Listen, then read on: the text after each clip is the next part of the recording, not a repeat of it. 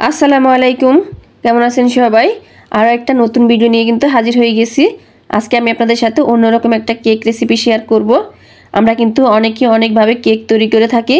এইভাবে বাসায় একবার আপেল দিয়ে কেক তৈরি করে দেখবেন, সবাই অনেক বেশি পছন্দ করবে। আর কেকটা কিন্তু তৈরি করতে খুবই সহজ, খেতে কিন্তু অনেক বেশি মজা হয়। তাহলে চলুন আমরা রেসিপিটা দেখে নেই। কেক তৈরি করার জন্য প্রথমে আমি 3টা ডিম নিয়ে নিচ্ছি। ডিমগুলো অবশ্যই নর্মাল তাপমাত্রার ডিম নিতে হবে। ফ্রিজে থাকলে 1 ঘন্টা আগে কিন্তু ডিমগুলো নামিয়ে নিতে হবে। দিয়ে দিচ্ছি 1 কাপ পরিমাণের চিনি। এখন এই ডিম আর চিনিটাকে আমি 1 থেকে 2 মিনিটের মতো বিট করে নেব। এখানে আমি 2 মিনিটের মতো প্রথমে বিট করে নিয়েছি। দিয়ে দিচ্ছি এখানে আমি 1/3 কাপ লিকুইড গরুর দুধ, 1/2 কাপ পরিমাণ দিয়ে দিচ্ছি রান্নার সয়াবিন তেল, তবে চাইলে কিন্তু এখানে বাটারও দেওয়া যাবে। দিয়ে দিচ্ছি সামান্য একটু লবণ আর দিয়ে দিচ্ছি ভ্যানিলা এসেন্স। এখন আবারও আমি এই মিশ্রণটাকে বিট করে নিব 4 থেকে 5 মিনিটের মতো। এখানে কিন্তু চিনিটা একদম সম্পূর্ণ খুব ভালো করে কিন্তু গলিয়ে নিতে হবে। কোনো রকমের চিনির দানা বা রাখা যাবে না, তাহলে কিন্তু কেকটা ভালো হবে না। এখানে আমি 6 মিনিটের মতো বিট করে নিয়েছি। আর নিয়ে নিয়েছি আটা। এখানে আমি 1.5 কাপ পরিমাণের আটা ব্যবহার করেছি। এখন আটাটাকে আমি চেলে দিচ্ছি। অবশ্যই চেষ্টা করবেন চেলে দেওয়ার জন্য, এতে করে কেকটা খুব সুন্দর হয়। এখন আটাটা আমি খুব ভালো করে নেড়েচেড়ে মিশিয়ে নিচ্ছি। এই পর্যায়ে দিয়ে দিচ্ছি বেকিং পাউডার। আপনারা চাইলে কিন্তু বেকিং সোডাও দিতে পারবেন। এখন আবারও ভালো করে নেড়েচেড়ে মিশিয়ে নিচ্ছি। এই পর্যায়ে আমি বিটার দিয়ে 2 থেকে 3 মিনিটের মতো বিট করে নিচ্ছি। আমি এখানে 3 মিনিটের মতো বিট করে নিয়েছি। আর এরই মাঝে কিন্তু আমার কেকের মিশ্রণটা তৈরি হয়ে গেছে। এখন আমি একটা মোল্ডে ঢেলে নেব।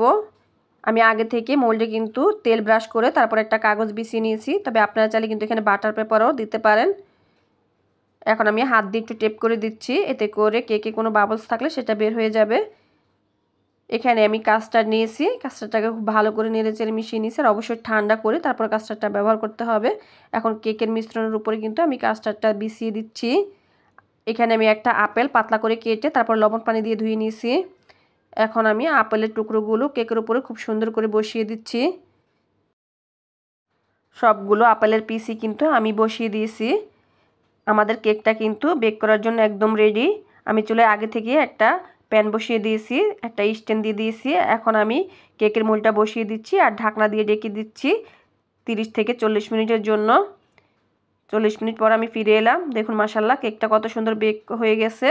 আমি আপনাদেরকে দেখিয়ে দিচ্ছি।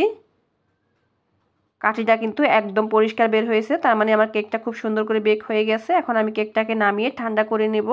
অবশ্যই কিন্তু ঠান্ডা করে তারপর কেকটাকে মোল্ড আউট করতে হবে। তবে এই কেকটা যদি ওভেনে বেক করা যায় তাহলে কিন্তু উপরের কালারটা অনেক বেশি সুন্দর হয়। মাশাআল্লাহ দেখুন কত সুন্দর হয়েছে।